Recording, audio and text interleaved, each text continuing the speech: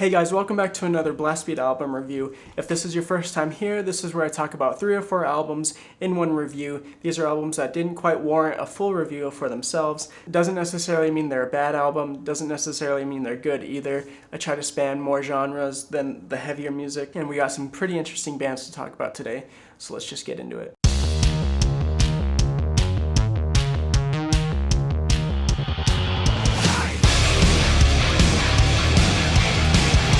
Apparently, Powerman 5000 is still a thing. The only interesting thing about this band anymore is the fact that the singer is Rob Zombie's little brother. I remember this band had 2 songs, Bombshell and When Worlds Collide back in the day, and then I never really heard anything about them since then, but apparently they have been making music. Because of those 2 songs, I just think of professional wrestling, the WWE, whenever I hear them, so they give me a tiny bit of a nostalgic kick. And it feels like New Wave, their new album, that's all they're trying to do is give you a big nostalgic kick. And I think that the keyword there would be they're trying to do it. I think it fails on a lot of levels. They kept the new metal sound, which is so hard to pull off these days. It feels super dated. These days, I don't think anyone really cares that this album was released. I mean, someone started putting lyrics up on Genius.com, the lyrics site for this album, and they stopped after 3 tracks. So fucking hilarious. It's like they all of a sudden just stopped and realized how much of a waste of time it was. I wouldn't really suggest listening to this album unless you're one of the 421,000 people who apparently can't get enough Powerman 5000 every month, according to Spotify.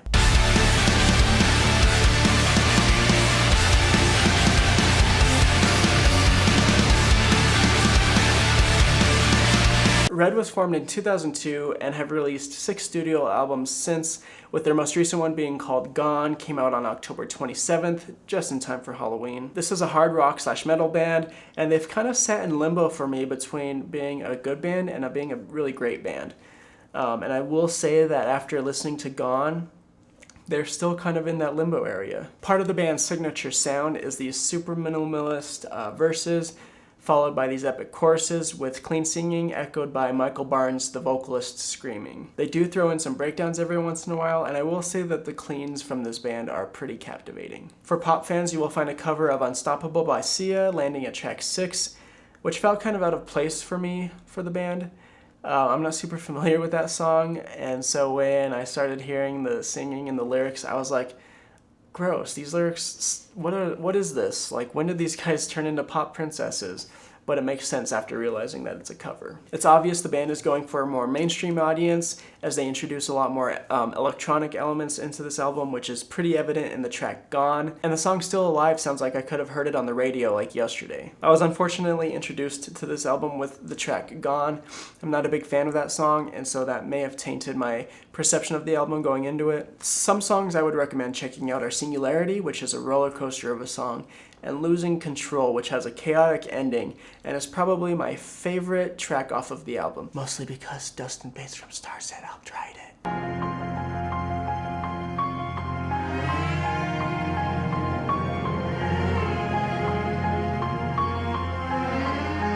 Amy Lee has decided to grace us with her beautiful voice in Evanescence again with their first fully realized studio album since 2011. However, don't expect a ton of new tracks, as this is more of a reimagining of some songs from the collection of Evanescence with 2 newly written tracks. Amy Lee wanted to strip away the guitars and drums from these songs and make them full orchestra pieces, which, given the nature of their style of music, I'm not totally against. This makes for a beautiful album, and we get to revisit classics like My Immortal, Bring Me Back to Life, and My Heart Is Broken. How can you see into these wounds won't seem to my heart is broken.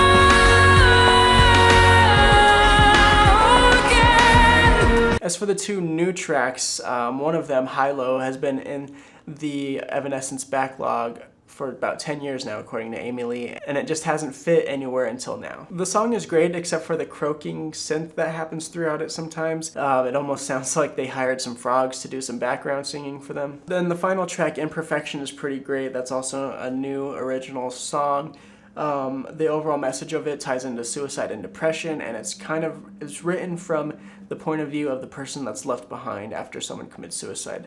So obviously the lyrics on that one are pretty crushing. I found a place to belong, so I went all in.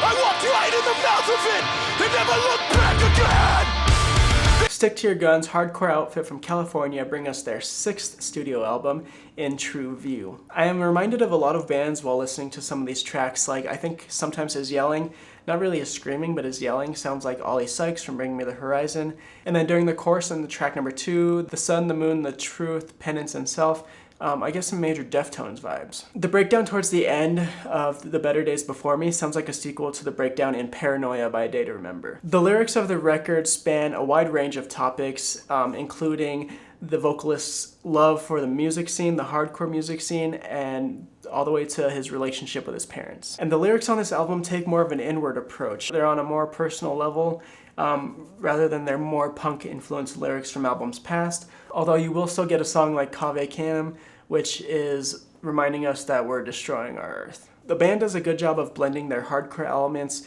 with the clean singing that they have been crafting since their album Diamond. The chorus in their track titled 56 is just infectious, and the juxtaposition between the instrumentation and the screaming vocals in the song The Inner Authority is a thing of beauty. Speaking of beauty, how about the last 45 seconds or so of Doomed by You? Delicious hardcore / deathcore breakdown to end that thing? I'll take 2, please. This album is littered with amazing breakdowns. Here's another. Move!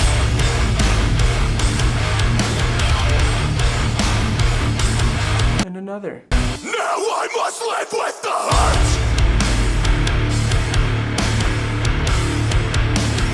Now I must live with the hurt. There you go, guys. My thoughts on a couple of albums. Why don't you mosh on over to that like button. Subscribe if you want more of these videos. Definitely share this video if you like what you saw or heard. Go check out my other videos. I do full album reviews, as well as I have a couple of other Blast Beat album reviews if you want to check those out. You can purchase any of these albums if you so wish in the description below, as well as find me on social media. Let me know what you're listening to and what you thought of these albums. Are you one of the 421,000 people who still listen to Powerman 5000? Are you an Amy Lee fan jumping for joy at the idea of this new album? Or are you simply a stranger lost on the internet who can't find their way home? Type your response in the comment section below, and I'll see you guys in the next one.